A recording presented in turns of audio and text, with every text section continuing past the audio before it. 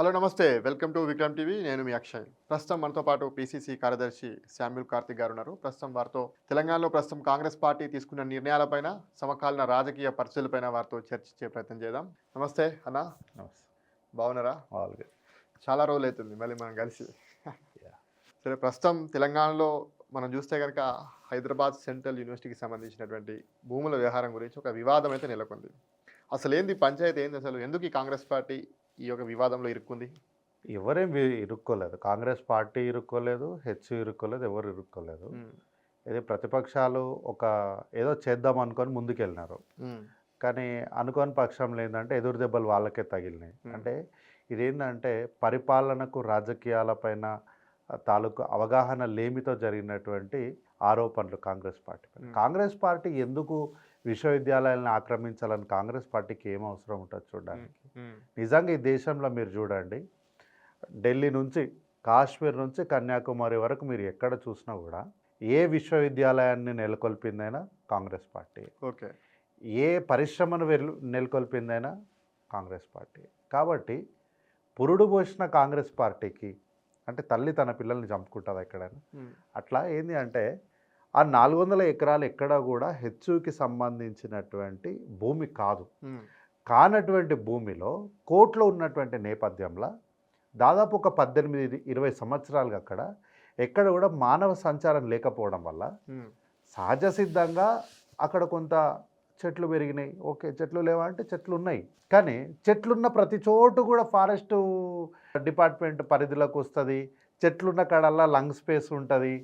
అంటే ఇది ఏంటంటే ఒక విచిత్రమైన వాదనని పైకి తీసుకురావడం వల్ల సుప్రీంకోర్టు ఒకటి చెప్పింది, 120 ఎకరాల కంటే ఎక్కువ చెట్లు కనుక ఉంటే కనుక దాన్ని ఫారెస్ట్గా గుర్తించవచ్చు అని చెప్పేసి సుప్రీంకోర్టు ఒక తీర్పులో చెప్పింది. అవునా కదా? అయితే అట్లాంటప్పుడు ఇది 400 ఎకరాల్లో ఏండ్లు ఉండడం వల్ల చెట్లు పెరిగినాయని మీరే అంటున్నారు. ఎన్ని ఏండ్లకు? దాదాపు 1973లో ఇందిరాగాంధీ గారు దీన్ని. It's all about the case about 2006. Okay. 2006 నుంచి 2025 వరకు మాత్రమే మనం ఈ మధ్య వ్యవహారాన్ని చూడాలి.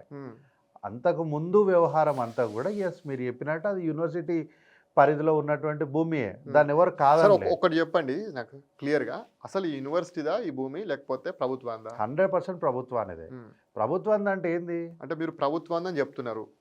ఈ భూమి దాదాపు 2423 ఎకరాలు హైదరాబాద్ సెంట్రల్ యూనివర్సిటీకి మీ ప్రభుత్వమే, అవును, మీ ఇందిరాగాంధీ గారే కేటాయించడం జరిగింది. అంటే మీరు ఇందిరాగాంధీ గారిని అవమానిస్తున్నారా ఈ భూమి ప్రభుత్వం అని చెప్పి? ఇప్పుడు మా ఇందిరాగాంధీ గారే ఈ భూమిని ఎందుకు ఇచ్చారు? విశ్వవిద్యాలయానికి ఇచ్చారు. అంటే ఎందుకు ఇచ్చారు? మంచిగా చదువుకొని మంచిగా చేసుకోవడానికి ఇచ్చారు కదా. మరి తీసుకున్నది ఎవరు? కాంగ్రెస్ పార్టీ తీసుకుందా? కాంగ్రెస్ పార్టీ ఎక్కడ తీసుకోలేదు కదా. ఆ రోజు ఉన్నటువంటి ప్రభుత్వంలో చంద్రబాబు నాయుడు గారు అడంగానే రిజిస్ట్రార్ గారు సంతకం పెట్టి ఇచ్చేసారు.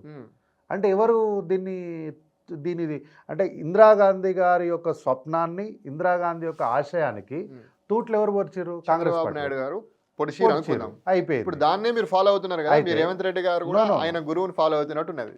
ఎవరు గురువు ఎవరికి శిష్యుడు అట్లేం లేదు. అంటే నేను ఏమంటున్నా, అయితే ఇందిరాగాంధీ గారు ఇచ్చినటువంటి స్వప్నానికి తూట్లు పొడిచేసి రిజిస్ట్రార్ గారు ఈ ల్యాండ్ని వదిలేసినప్పుడు ఒక మంచి పని ఏం చేసిరంటే రిజిస్ట్రార్ గారు దీని ల్యాండ్ యొక్క కాంపన్సేషన్ తీసేసుకున్నారు. 400 ఎకరాలకు సంబంధించి కాంపన్సేషన్ 397 ఎకరాలు 0.54 సబ్జెక్టు కరెక్షన్ ఇన్ని గుంటల ల్యాండ్ను కాంపన్సేషన్గా తీసుకున్నారు. ఎప్పుడు తీసుకున్నారు? ఇది 2004లోనే తీసుకున్నారు. ఓకే. తీసుకున్నాక ఈ 400 ఎకరాలు ఏమైంది? ప్రభుత్వం అంటే కాంగ్రెస్ పార్టీ కాదు, ప్రజల ఆస్తిని చంద్రబాబు నాయుడు గారు ఏం చేశారు? ప్రైవేట్ వ్యక్తులకు అప్పచెప్పారు. బిల్లిరావో ఏదో పేరుంది, XYZ పర్సన్. ప్రజల ఆస్తిని అంటే ప్రభుత్వం అంటుంటే అందరు ఏమనుకుంటారు? కాంగ్రెస్ పార్టీ ఏదో ఈడ బింగేస్తుందని అందరు అట్లా అనుకుంటున్నారు. కాబట్టి ఇక్కడ ఇంకొక టర్మినాలజీ చెప్తా. ప్రభుత్వం అంటే ఏంది? ప్రజలే కదా. ఈ ప్రజల ఆస్తిని చంద్రబాబు నాయుడు గారు ప్రైవేటు వ్యక్తుల చేతిలో పెడితే కాంగ్రెస్ పార్టీ ఏం చేసింది? ప్రైవేటు వ్యక్తుల్లో ఉన్నటువంటి ఆస్తిని తీసుకొచ్చి మళ్ళా ప్రజల చేతికి ఇచ్చింది. అదే ప్రభుత్వ భూమి. విద్యార్థులు ఏమంటున్నారు? ఇది యూనివర్సిటీ భూమి అని విద్యార్థులు అంటున్నారు. కాంగ్రెస్ పార్టీ ఏమంటుంది? ఇది ప్రజల భూమి అంటుంది. ప్రభుత్వ భూమి అంటే ప్రజల భూమి, ఇది ప్రజల ఆస్తి బ్రదర్ అని కాంగ్రెస్ పార్టీ అంటుంది, విద్యార్థులేమో 2018 నుంచి మాత్రమే మాట్లాడుతున్నారు ఈ పిల్లలంతా. 2018 కన్నా ముందు ఏంటి, దీని చరిత్ర ఏంటి ఏమి తెలియకుండా, అవగాహన లేకుండా మాట్లాడేస్తున్నాం. ప్రభుత్వం అని అంటే కాంగ్రెస్ పార్టీ ప్రభుత్వంలో ఉంది కాబట్టి ఏదో కాంగ్రెస్ పార్టీకి ఇచ్చి కోర్టు డైరెక్షన్స్ ఇచ్చినట్టు, కాంగ్రెస్ పార్టీ మేమేదో, వీళ్ళు బీఆర్ఎస్ పార్టీ వాళ్ళు పక్కన కోకాపేటలో 100 కోట్లకు అమ్ముకున్నారు. అవును, ఆ ల్యాండ్ అంతా ప్రభుత్వ భూమే కదా. ఆడ బీఆర్ఎస్ పార్టీ ఆఫీస్కి కూడా ల్యాండ్ తీసుకున్నారు కదా. అంటే మీరు గతంలో ఇదే బీఆర్ఎస్ పార్టీ కేటీఆర్ కేసీఆర్ ప్రభుత్వ భూములు అమ్మినప్పుడు రేవంత్ రెడ్డి గారు కానీ మీ కాంగ్రెస్ పార్టీ కానీ ఓ పెద్ద నానా రచ్చ చేశారు, ఎట్లా అమ్ముతారు భూములు అని చెప్పేసి మాట్లాడారు. ఈరోజు మీరు చేస్తున్నది ఏంది, మీరు కూడా భూములు అమ్ముతున్నారు కదా, 400 ఎకరాలను అమ్మాలని అనుకున్నారు కదా, మరి ఏం చేద్దాం అనుకున్నారు? మేము ఎక్కడా కూడా, మీరు 400 ఎకరాలు అంటారు, నేను గజాలను కూడా అనను, ఇంచులే అంట. ఇంచు జాగను కూడా అమ్మడానికి కాంగ్రెస్ పార్టీగా మా ప్రభుత్వం, ప్రజాప్రభుత్వము సిద్ధంగా లేదు. అసలు ఏం చేయాలనుకున్నారు మరి? మీరు అమ్మాలని అనుకోనప్పుడు దీనికి సంబంధించిన భూమిపైన ఎందుకు ఇంత వివాదం నెలకొంది? సుప్రీంకోర్టు కూడా మీ యొక్క చీఫ్ సెక్రటరీని చాలా గట్టిగానే వార్నింగ్ ఇచ్చింది ప్రభుత్వానికి కూడా. ఎందుకు సుప్రీంకోర్టు కూడా ఇన్వాల్వ్ అయ్యి ఇంత సీరియస్గా వార్నింగ్ ఇచ్చే పరిస్థితి ఎందుకు వచ్చింది? సుప్రీంకోర్టు కేసు సుమోటగా తీసుకోలే. వీళ్ళందరూ మీడియాలో ప్రచారం, విద్యార్థులందరూ కేసు సుమోటగా తీసుకుందని ప్రచారం చేసినట్లు కేసేం సుప్రీంకోర్టు సుమోటగా తీసుకోలే. ఒక ఎన్జిఓ ఆర్గనైజేషన్ పోయి కేసు వేసింది. ఓకే, పర్యావరణానికి సంబంధించినటువంటి మేధావులైనటువంటి, మేము మేధావులు అని మరి వాళ్ళు చెప్పుకుంటున్నారో మేధావులో నాకు తెలియదు, వాళ్ళు పోయి కేసు వేస్తే కేసు పైన సుప్రీంకోర్టు వ్యాఖ్యలు చేసింది. ఏమని వ్యాఖ్యలు చేసినప్పుడు ఏమని వ్యాఖ్యలు చేసింది? ప్రభుత్వాన్ని నిందించలేదు, వార్న్ చేయలేదు. ఓకే, సుప్రీంకోర్టు ఏమన్నది, ఏంటి 3 రోజులలో 100 ఎకరాలు సాఫ్ చేసేసిరా అని ఆశ్చర్యాన్ని వ్యక్తం చేసింది.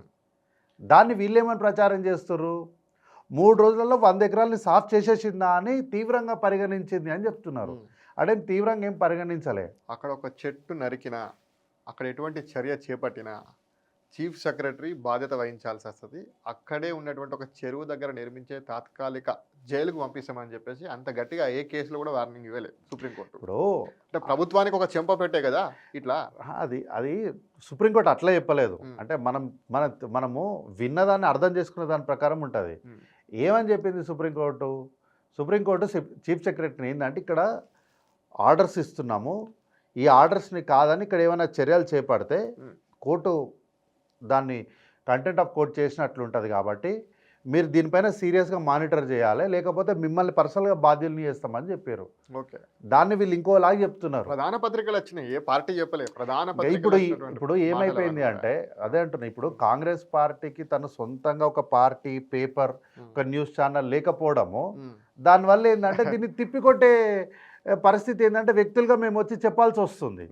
అదే దీనికి ఆల్టర్నేట్గా ఇప్పుడు ఇంకో పేపర్ ఉంటుంది బీఆర్ఎస్ పార్టీ వాళ్ళకు, ప్రధానమైనటువంటి శీర్షికలు అన్ని వార్తాపత్రికలు ఒకలాగా రాస్తే ఈ పత్రిక మాత్రం ఇంకొకలాగా రాస్తుంది. ఉదాహరణకు నేను ఒక వార్త చెప్తా.